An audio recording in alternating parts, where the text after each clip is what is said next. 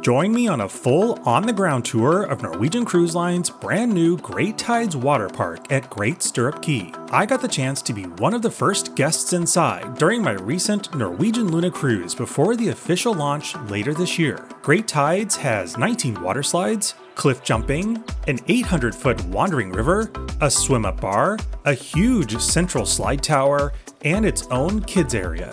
After spending a full day here, I found a lot that I really liked, and a few things that weren't perfect. So let's take a look at the slides, the food, the crowds, and whether I think this new water park is actually worth paying extra for. If you're new to the channel, I'm Brad. My goal is to help you get the most out of your vacation with honest trip reviews, guides, and real-world tips. If you'd like more videos like this, hit subscribe so you don't miss out on the next one. Let's dive right in. NCL's private island Great Stirrup Cay has had a lot of upgrades in the last few months, and you don't have to spend anything extra to spend the day here enjoying the beaches. But regular admission to the Great Tides Waterpark is an upcharge, with day passes ranging from about $90 to about $110 per person. Once you get off the ship, Great Tides is still a little farther into the island, but free transportation is provided. Getting everyone organized and onto these trams was a little chaotic during this preview visit, as there were a lot of people trying to figure out where to go and which tram to get onto. Once you're actually on, the ride itself is incredibly short, taking maybe 5 to 10 minutes. Now once you're inside, one of the first things you're probably going to want is a locker. The lockers are complimentary, and the first set is just inside the park and off to the right. They got very busy early in the morning, but luckily there's another set of lockers farther into the park near the other bathrooms. Put your things inside, close the door, set the combination you want, turn the knob, and then scramble the numbers, and you're good to go. Towels are also provided at Great Tides, so you don't need to bring one off the ship, and that's a big win. Great Tides is divided into 4 main areas. There's Cliffside Cove, Tidal Tower, the Wandering River, and Splash Cay. There are a total of 19 water slides, and 11 of those are the main attractions, while another 8 are smaller slides inside the kids area. Let's start things off at Cliffside Cove. And the attraction that gets the most attention here is the Cliffside Leap. You have 2 heights to choose from, 10 feet or 15 feet. It is considerably taller than it looks from the ground, and it was quite a unique thrill jumping off. Norwegian is promoting this as the first cliff jumping attraction at a private island water park. Now, if jumping off something isn't really your thing, there are a couple of other options here too. There's Fearless Falls, which ends by dropping you out into the pool, and then there's the Great Slide.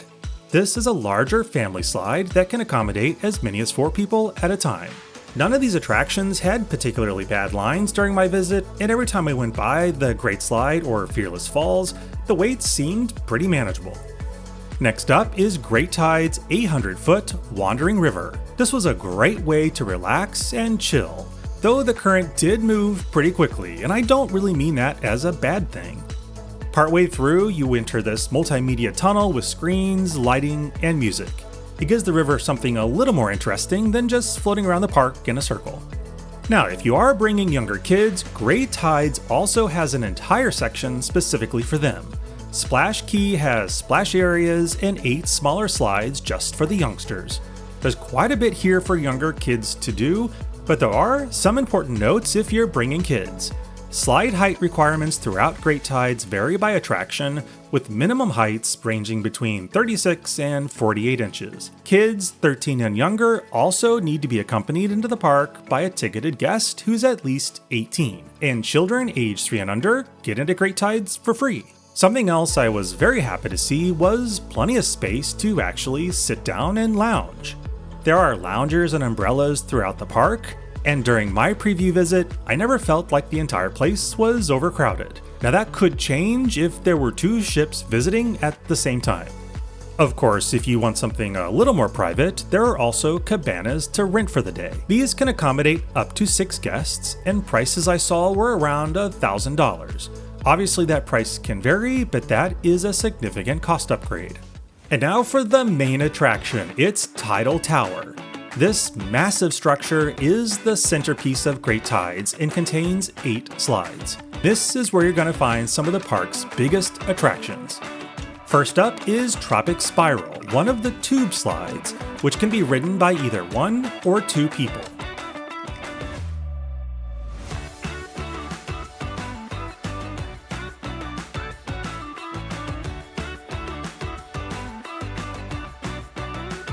This was also one of the most popular attractions during my visit, and it took me about an hour just to finally get on this one. Next up is Tropic Storm, another tube slide, and can also be ridden by either 1 or 2 people.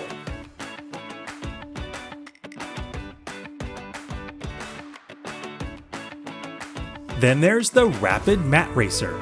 Grab a mat, pick your lane, and race a friend to the bottom.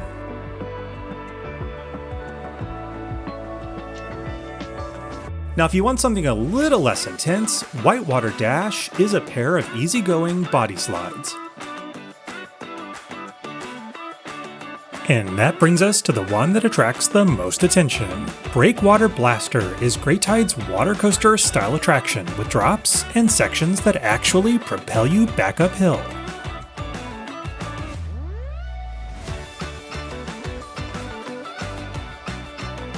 This one does require 2 people to ride, so make sure you've got a buddy with you before you climb the stairs.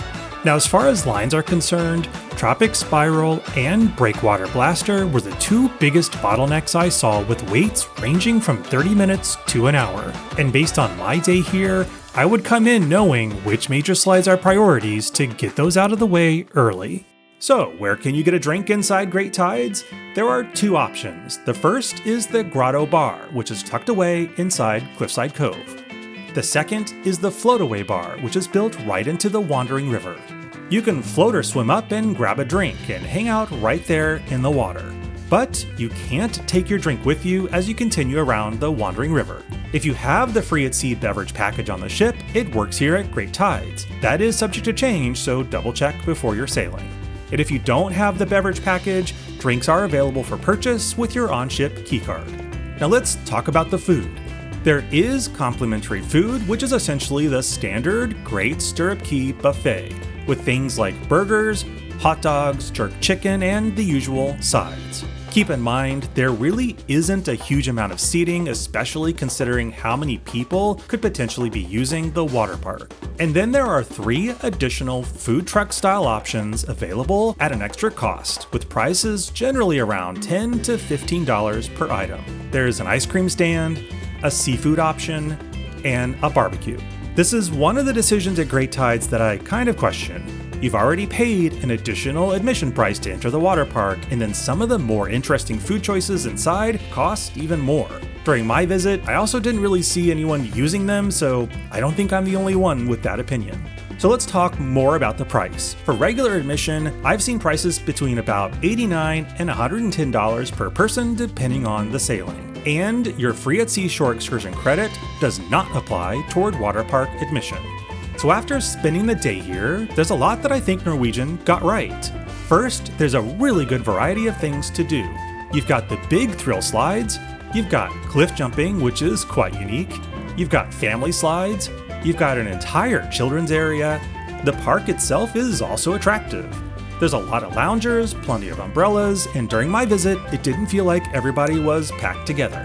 But there are also a few things to be aware of. The biggest one is the wait for a couple of the headline slides. An hour for one slide is a lot of your day, particularly when you've paid extra for admission. The dining area also felt a little small and undersized to me, and I really don't like the decision to put additional upcharge food inside an attraction that already costs extra. One other thing I heard a few guests mention was the lack of a traditional swimming pool. If you just want to get into a pool and relax, there really isn't one here outside of the Wandering River. Your only option is to leave Great Tides and take the tram over to the Great Life Lagoon, which is part of the complimentary area of Great Stirrup Cay. Now, none of these ruined my day, and some of them might improve when you visit. So would I pay for Great Tides again? Personally, yeah, I had a great time, but I think this becomes a much more personal decision. If you're someone who loves water parks, or if you're traveling with kids who are going to spend the entire day riding slides, or you've been to Great Stirrup Cay before and you're looking for something completely different to do other than sitting on a beach all day, I can absolutely see Great Tides being worth it. There's enough here that you can spend a large portion of your day inside the park. And when I compare the price to the water park over at Coco Cay, which often costs $75 to $150 per person, I actually think this park is a better value with more variety in slides and activities. Now I want to know what you think. If Great Tides is around $100 on your cruise, are you paying for it? Or are you sticking with everything else Great Stirrup Cay already gives you for free? Let me know down in the comments. And if you'd like to see a full walkthrough of Great Stirrup Cay, I'll link that video here and in the comments down below, and I'll see you over there. Thanks for watching, and I'll see you on board again soon.